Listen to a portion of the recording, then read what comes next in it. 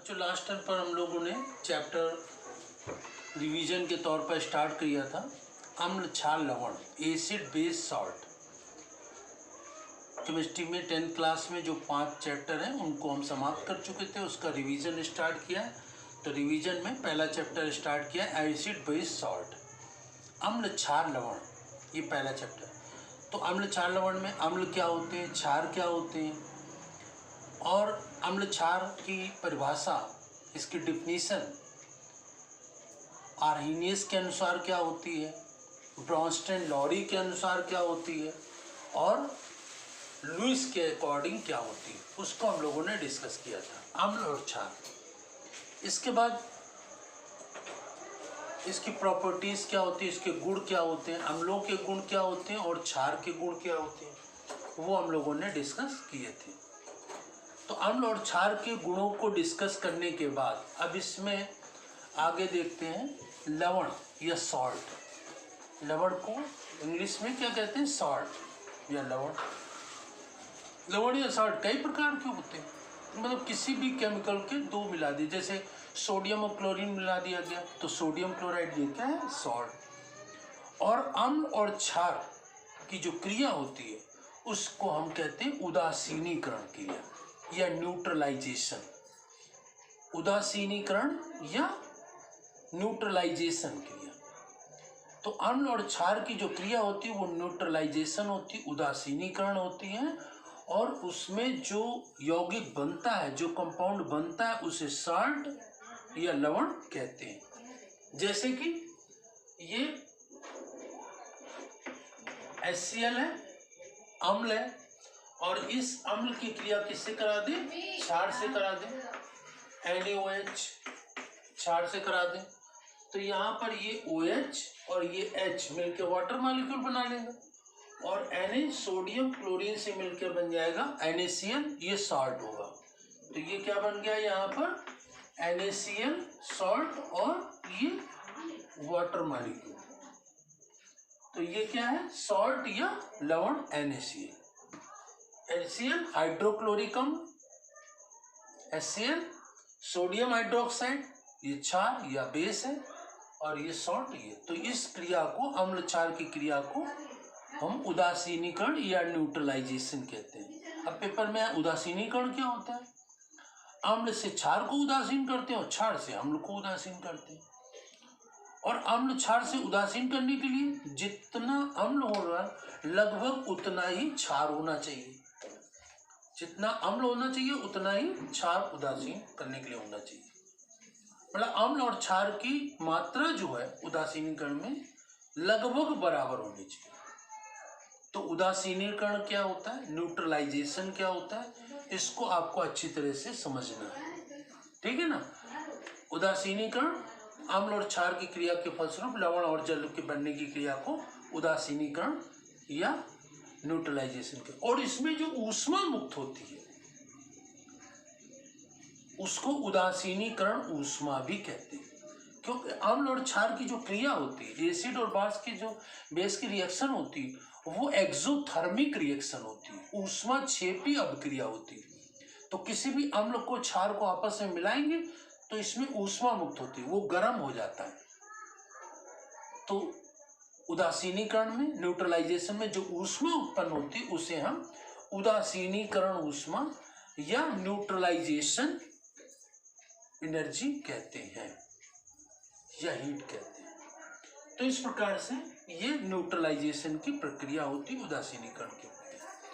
तो उदासीनीकरण क्रिया किसे कहते हैं या न्यूट्रलाइजेशन किसे कहते हैं, और इसके पश्चात उदासीनीकरण ऊष्मा या न्यूट्रलाइजेशन एनर्जी क्या होती है, हीट क्या होती है, ये आपको समझना है।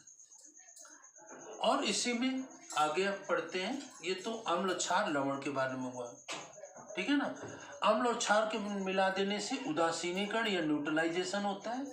उदासीनीकरण ऊष्मा क्या होती है, ठीक है ना। और इसके बाद आगे पढ़ते हैं, अब तो लवण जो बनता है, सॉल्ट बनता है, उसमें न एसिड की प्रॉपर्टी होती है न बेस की प्रॉपर्टी होती है, बिल्कुल अलग होता है, ठीक है ना। जैसे अम्ल के जो गुण होते हैं और जो क्षार के गुण होते हैं अलग अलग, लेकिन जब अम्ल और क्षार के मिला दिया सॉल्ट बन गया, तो उसमें साल्ट में न अम्लों के गुण होते हैं और न क्षार के गुण होते, किसी के गुण नहीं होते, प्रॉपर्टीज नहीं होती, अलग बिल्कुल प्रॉपर्टी होती है। ठीक है ना। तो ये सॉल्ट।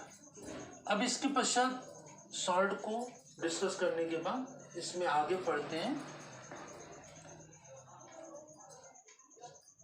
सॉल्ट के बाद इसमें एक इम्पॉर्टेंट चीज आती है पीएच वैल्यू, पीएच स्केल या पीएच मान।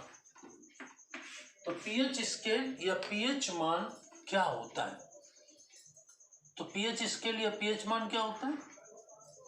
पीएच स्केल या पीएच मान ये किसने दिया? सोरेनसन नामक वैज्ञानिक ने दिया। पीएच मान के द्वारा, पीएच स्केल के द्वारा, ये पीएच एक पैमाना है, इस पैमाने की सहायता से हम क्या नापते हैं? अम्ल और क्षार को नापते हैं। कौन कितना अधिक अम्लीय है, कौन कितना अधिक क्षारीय है, अम्ल की अम्लीयता कितनी है, क्षार की क्षारीयता कितनी है, एसिडिटी या बेसिसिटी कितनी है, उसको हम नापते हैं। कौन ज्यादा अम्लीय है, कौन कम अम्लीय है, कौन ज्यादा क्षारीय है, कौन कम क्षारीय है।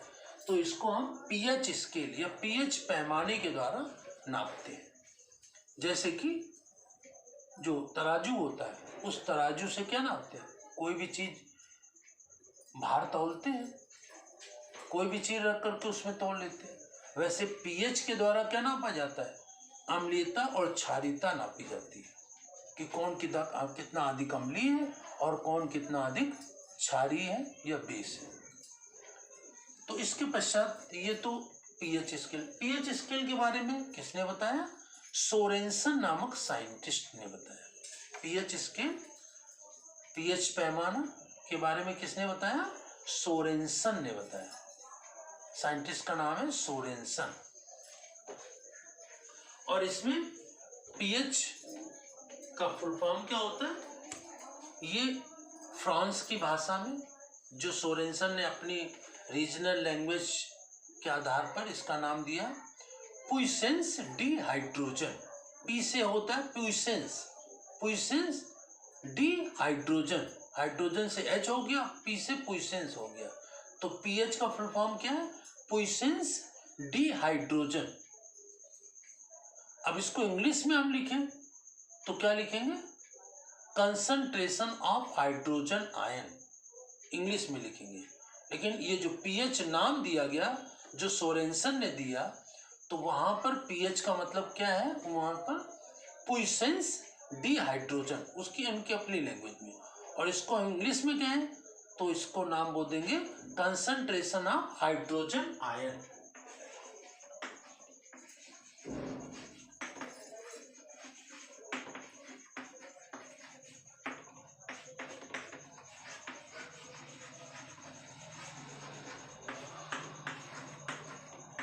कंसंट्रेशन ऑफ हाइड्रोजन आयन इसको कहते हैं, या हाइड्रोजन आयनों की सांद्रता। हाइड्रोजन आयनों की सांद्रता, हाइड्रोजन आयन H+, इनकी सांद्रता को ही, इसका कंसंट्रेशन को ही हम पीएच कहते हैं। सांद्रता का मतलब H+ आयन जो है वो कितने ज्यादा है या कितने कम है, ये देखा जाता है। मतलब हाइड्रोजन आयन H+ जितने ज्यादा है मतलब कंसंट्रेशन इनका ज्यादा है, H+ की संख्या कम है तो मतलब उसका कंसंट्रेशन कम है। कंसंट्रेशन को हिंदी में सांद्रता कहते हैं। ठीक है ना। हाइड्रोजन आयनों की सांद्रता, सांद्रता इंग्लिश में कंसंट्रेशन, हिंदी में सांद्रता कहते हैं। और सांद्रता का मतलब है हाइड्रोजन आयनों की संख्या की उपलब्धता। H+ आयन, हाइड्रोजन आयन ज्यादा है तो उसके कंसंट्रेशन ज्यादा है, H+ आयन कम है मतलब उसकी सांद्रता कम है। तो ये इसमें यहाँ पर हम लोग डिस्कस करते हैं। तो पीएच के द्वारा, पीएच स्केल या पीएच पैमाने के द्वारा अम्ल और क्षार की जो रेंज होती है, मतलब कि पीएच के द्वारा ये अम्ल है कि क्षार है, इसको हम नापते हैं। सामान्य तौर पर हम लोग 3 भागों में बांट सकते हैं किसी विलयन को। अम्ल, अम्लीय है या क्षारीय है या उदासीन है। अम्ल होगा या क्षार होगा या अम्ल क्षार कोई भी नहीं है तो उदासीन है। तो विलयन 3 प्रकार के हो सकते हैं, अम्लीय हो सकते हैं या क्षारीय हो सकते हैं या उदासीन हो सकते हैं। तो इसको समझने के लिए क्या करेंगे, यहाँ पर एक चीज अभी जो बताते हैं कि जो उदासीन होता है विलयन, तो उसका जो पीएच मान होता है वो 7 होता है। ये आपको याद रखना है। पीएच मान यदि 7 है, 7 है, तो वो विलयन कैसा होगा, उदासीन होगा, न्यूट्रल होगा, न अम्ल होगा न क्षार होगा। और यदि पीएच मान 7 से कम है ना, पीएच मान 7 से कम है तो वो एसिड होगा, है ना। क्या होगा, एसिड या अम्ल होगा। जब पीएच का मान 7 से कम होगा तो वो कैसा होगा, अम्लीय होगा, है? 7 से कम है। और यदि 7 से ज्यादा है तो वो क्षारीय होगा। तो पीएच का मान 7 से कम है, 7 से कम का मतलब 1 2 3 4 5 6 कितना भी हो, 7 से कम है, 4 5 6 कितना भी हो, वो सब अम्लीय होगा। ठीक है ना। 1 2 3 4 5 6 या 6.9 तक होगा वो क्या, अम्लीय होगा। 7 से कम है तो, और जब 6.9 के बाद 7 आ गया तो वो उदासीन या न्यूट्रल हो जाएगा। और इसी प्रकार से 7 से ज्यादा है तो वो क्षारीय होगा। 7 से ज्यादा कितना, 8 9 10 11 12 13 14 तक जाएगा तो वो क्षारीय है। अब इसमें एक चीज ध्यान रखना है कि अम्ल कौन अधिक अम्लीय है। जिसका पीएच 4 है वो ज्यादा अम्लीय कि जिसका 5 है वो ज्यादा अम्लीय है। ठीक है ना।